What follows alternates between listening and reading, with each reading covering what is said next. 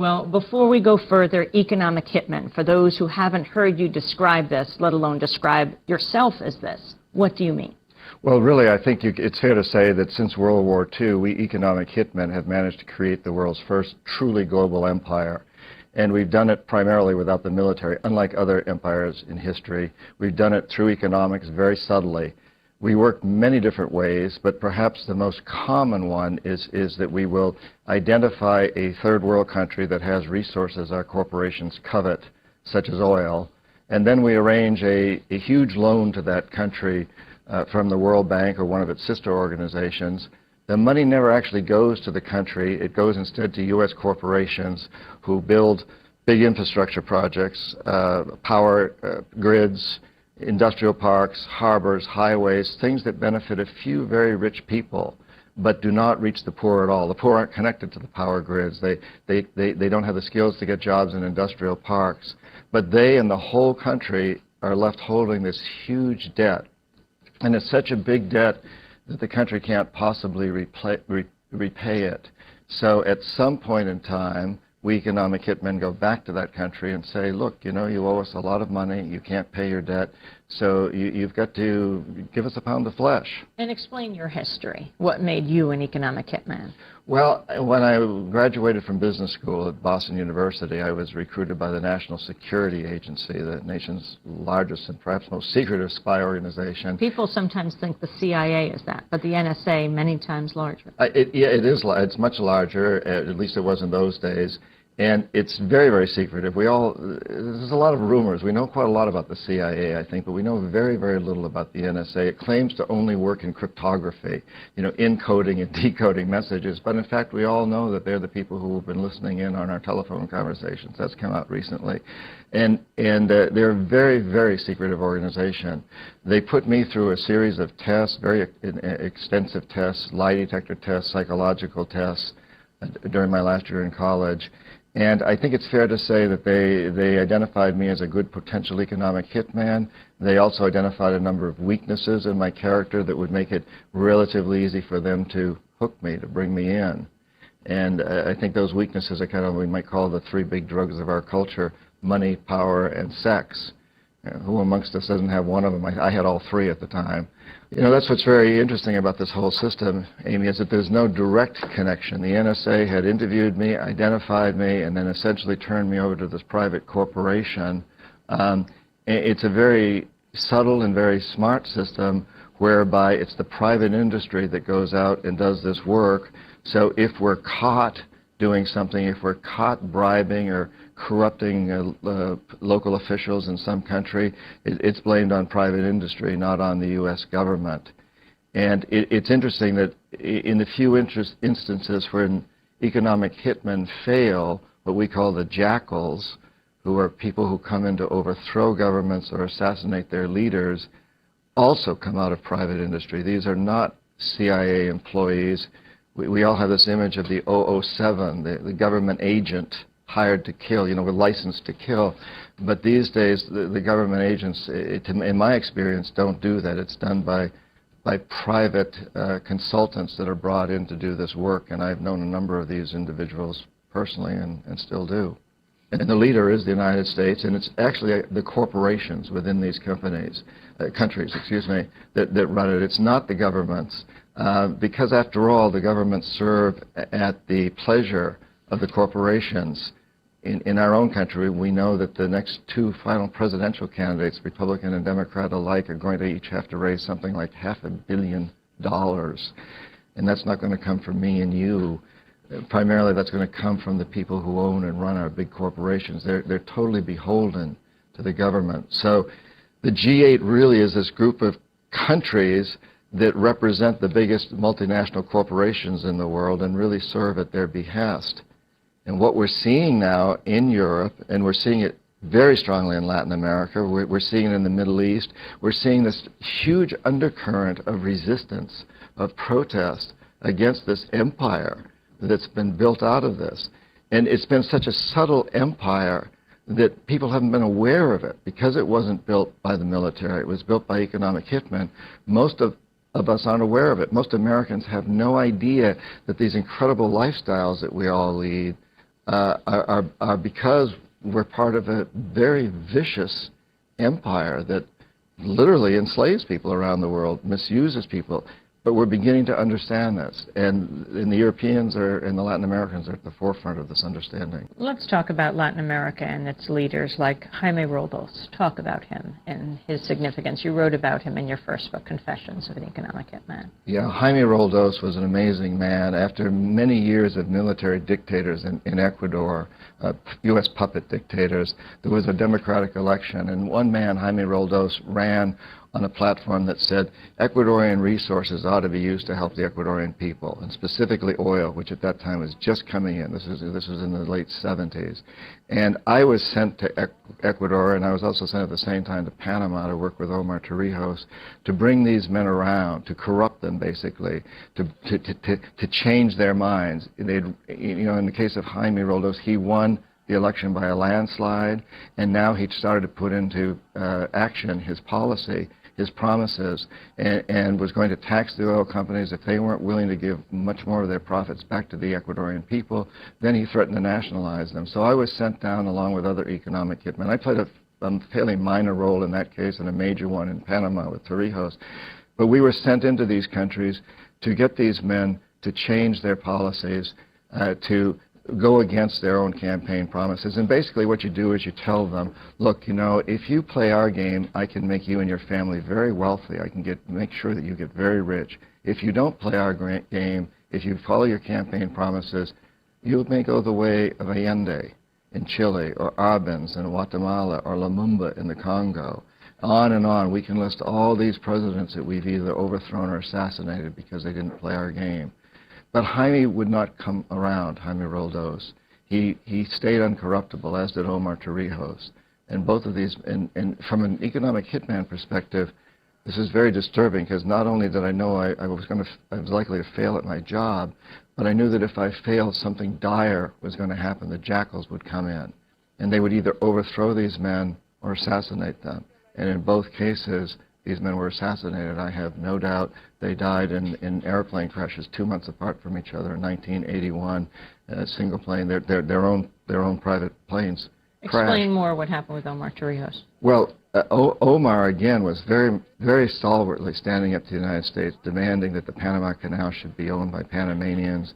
And I spent a lot of time with Torrijos, and I liked him very, very much as an individual. He was extremely charismatic, extremely courageous, and very nationalistic about wanting to get the best for his people, and I couldn't corrupt him. I tried everything I could possibly do to bring him around. And as I was failing, I was also very concerned that something would happen to him.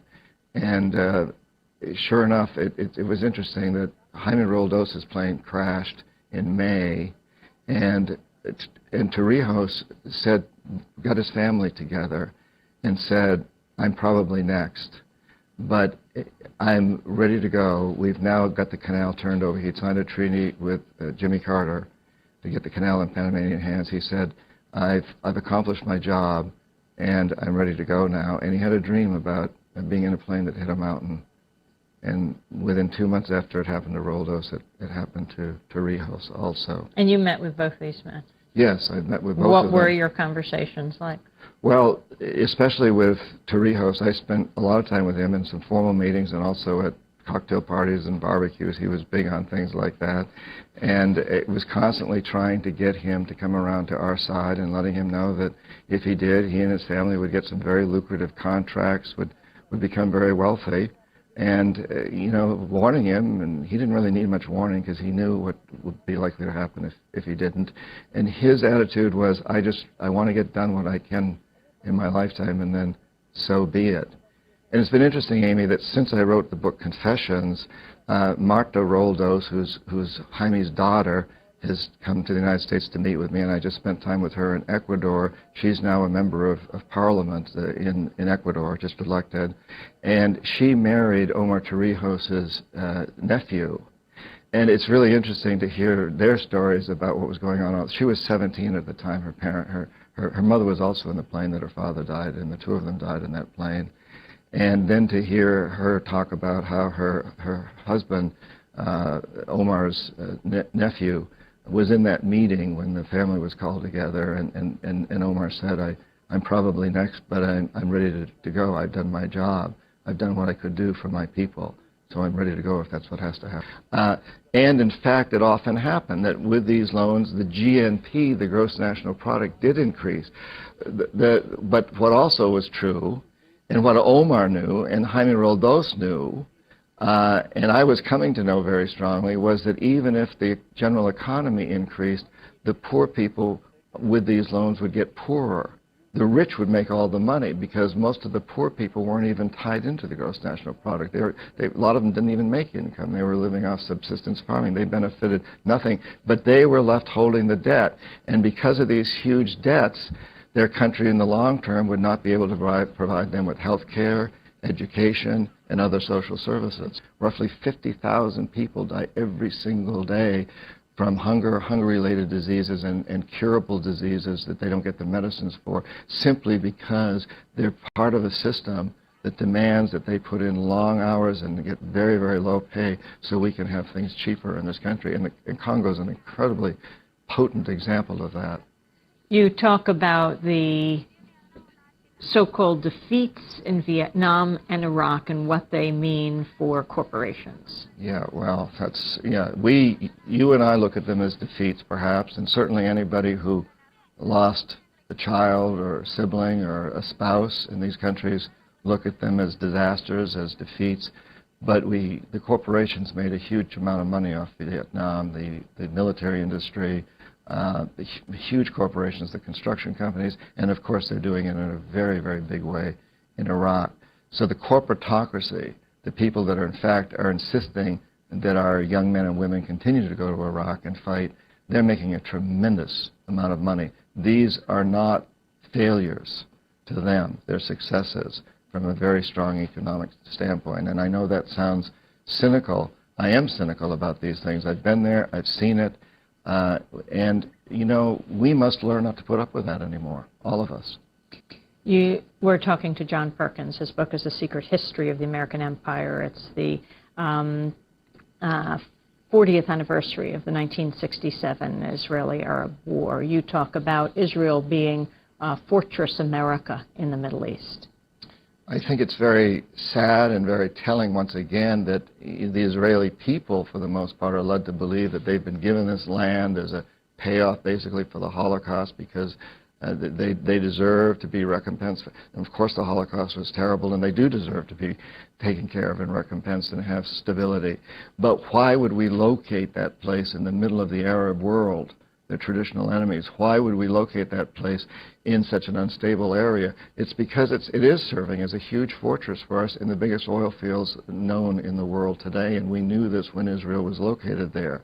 And I think the Israeli people have been terribly exploited in this process. So in fact, we built this vast military base, armed camp, in the middle of the Middle Eastern oil fields that are surrounded by the Arab communities, and in the process we've obviously created a tremendous amount of resentment and anger, and in a situation that it's very difficult to see any positive outcome there. But the fact of the matter is, having this military base in Israel has been a huge defense for us. It's been a place where we could really launch attacks, rely on. It's been our equivalent of the Crusaders' castles in the Middle East. And it's very, very sad. I think it's extremely sad for the Israeli people that they're caught up in all of this. I think it's extremely sad for the American people. It's extremely sad for the world that this is going on. And then on 9/11, I was in the Amazon with the Shwa people. I'd taken a group of nonprofit people in to learn from indigenous people in the Amazon. But shortly after that, I came up to New York to Ground Zero. And as I stood there looking down into that terrible pit that's smoldering and it still smelled of burning flesh, I realized I had to write the book. I could no longer defer, that the American people had no understanding of why so many people around the world are angry and frustrated and terrified, and that I had to take responsibility for what happened at 9/11. And in fact, we all have to take a certain responsibility, which is not in any way to condone mass murder by anybody ever. I'm not condoning that in any way. But I did realize that the American people needed to understand why there's so much anger around the world, I had to write the book. So this time, I didn't tell anyone I was writing, and even my wife and daughter, they knew I was writing something, but they didn't know what. I didn't reach out to other people. It made it a little more difficult to write it. But finally, I got it in the hands of a very good New York agent, and he sent it out to publishers. At that point, this manuscript becomes my best insurance policy, because at that point, if something strange happens to me, including now, suddenly the book will sell, even though it's been a bestseller for a long time, it will sell a lot more copies if something happens. People sometimes laugh and say, do you worry that your publisher may be trying to assassinate you? Because it would certainly help book sales. I don't worry about it. But, so at that point, once I got the manuscript there, it became my insurance policy. Well, also, Diego Garcia is very significant because of as a military base. Extremely significant, and it's being used in Afghanistan and Iraq and sorties that we fly in from to Africa or any part of that part of the world. In any case, I was called off the job, and a little while later, a team of assassins was sent in from South Africa, 45, 46, I can't remember the exact number, were sent in as a rugby team to bring in Christmas gifts to the children of the Seychelles. But their real job was to overthrow the government and assassinate Rene. At the time, I didn't know these individuals. Now I know Jack Corbin. I know him very well personally. I've met him since. Our paths crossed back then, but we didn't know each other. What exactly did he do? Well, the team went in, and they were apprehended at the airport. A security guard discovered a hidden weapon on one of them. A huge gun battle broke, and these mercenaries were surrounded by perhaps 1,000 soldiers on the outside.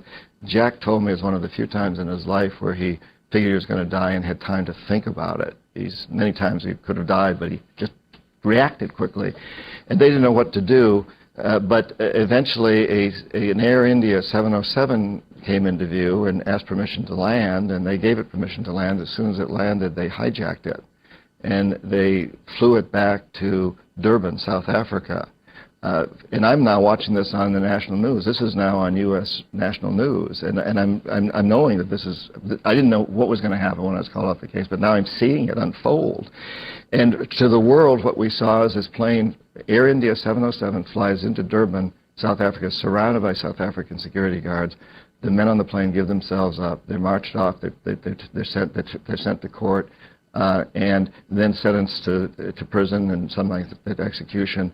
And that's the end of the story, as far as we know. Now that I know Jack, what actually happened was when the plane was surrounded, the security forces got on the telephone with the plane and discovered there was their good friends, their teachers, in fact, on the plane. They worked out a deal. The men gave themselves up. They did spend 3 months in prison. They had their own wing with television, etc., and then were quietly released after 3 months. A lot of those same men, that team, a lot of them today are in Iraq working for us there, doing things that, our soldiers are forbidden from doing, and they're making very good money doing it. Who is this man, so-called Jack Corbin, working for today in Iraq? Well, he works for a private company in Iraq that has a contract, that comes through the Pentagon, the CIA, one of those organizations. Like so much of this work, there's a tremendous, as you've reported on this program, a tremendous number of these mercenaries there.